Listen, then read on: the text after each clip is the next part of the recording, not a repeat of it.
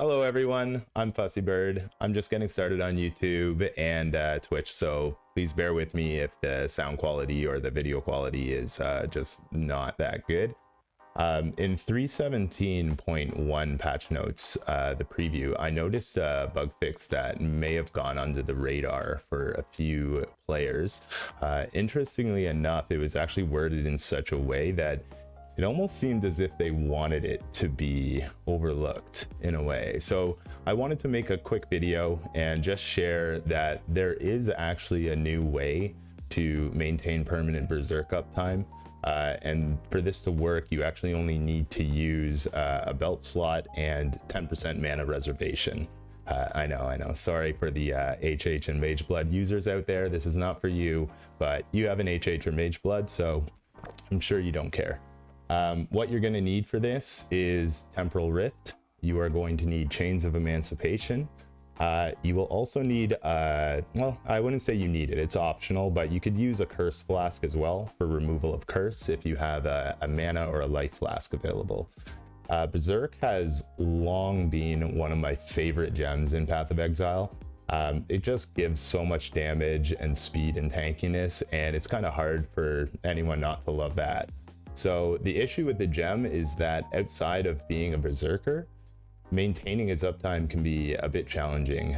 Finding sources for rage generation can be pretty scarce in this game, and it's at best unreliable for any other ascendancy.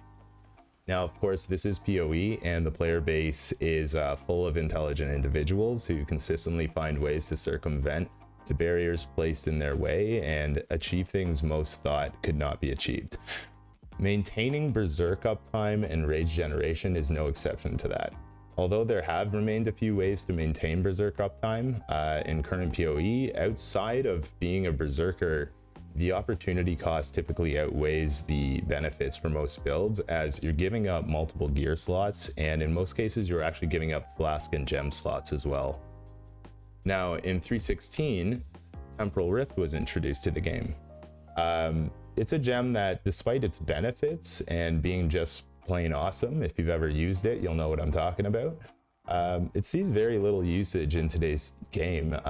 Really on PoE Ninja, it's showing here that just a 0.6% usage of Temporal Rift in Arch Nemesis League, and that's from the latest snapshot. And in Scourge, you've got a 0.7% usage. So to say players aren't giving this gem the attention it deserves is kind of an understatement. So let's start with what Temporal Rift actually gives you. Temporal Rift is a gem that reserves some of your mana to apply a buff that leaves after images of yourself and allows you to warp yourself back in time up to 4 seconds to where that after image was, and that replaces your life, mana, and ES back to the point and the values at that time. So in short, you take a big hit, let's just say, it drops you down to 15% of your life. You fear for your life and you think you might die.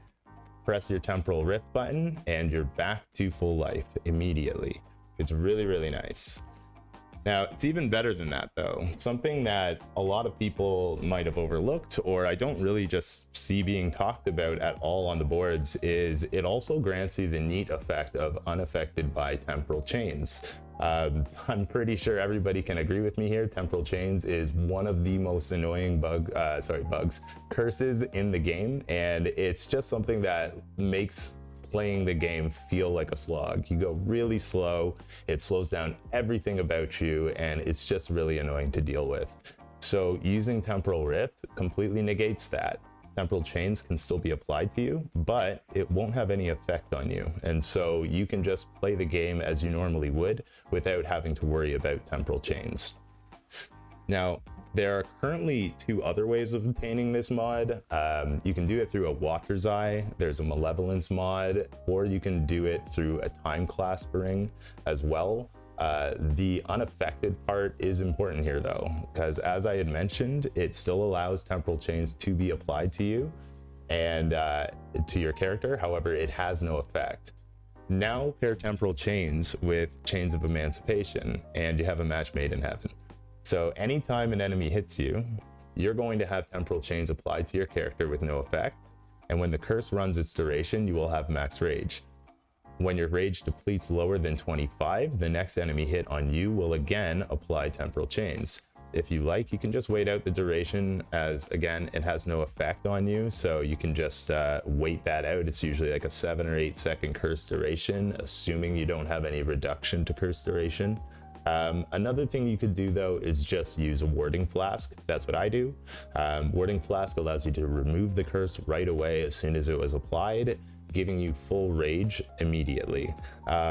So I'm actually using this interaction on my Poison Spark Occultist. It's not the most optimal build for this interaction, seeing as you just kind of off-screen everything and you don't take all that many hits. Matter of fact, I actually removed Grace from my build so that I could take more hits. I know, hilarious, but I did it simply because I was tanky enough, and attack hits are not something that I'm too concerned about, and quite frankly it lets the Berserk stay up quite a bit longer and allows my rage to keep up a lot more, so it's quite nice.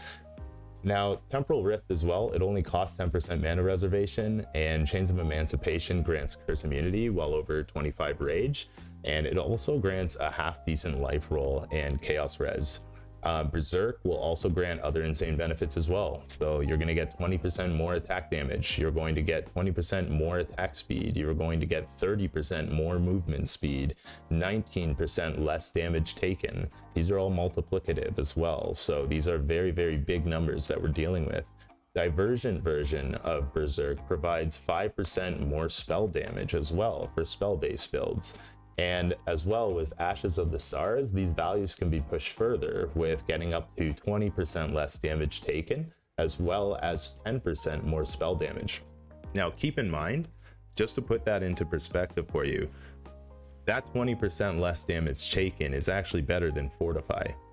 Fortify only gives you the 20% less damage taken against hits, whereas Berserk is giving you a flat 20% less damage taken. So that counts against dots, that counts against hits, that's anything in the game. It's very, very useful and very, very strong. So all in all, it just seems like a very fair trade-off for a belt slot and gem, and something that I expect to start seeing pop up in quite a few builds in the near future.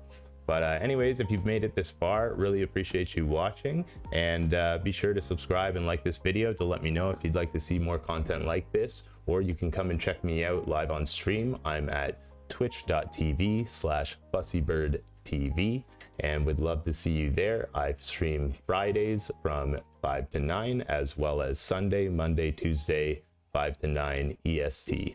Looking forward to see you all there, and have fun in raid class. Take care, Exiles.